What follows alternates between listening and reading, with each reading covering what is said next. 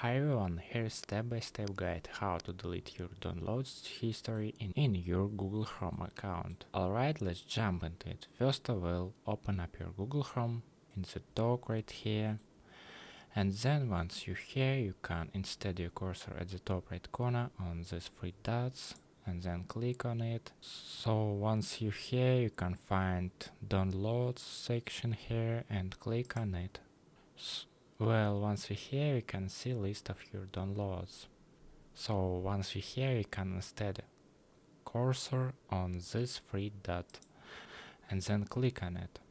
So now we can see clear all and open downloads folder. Well, I'm gonna click on clear all button, and as you can see, I cleared all, and I can click on the button.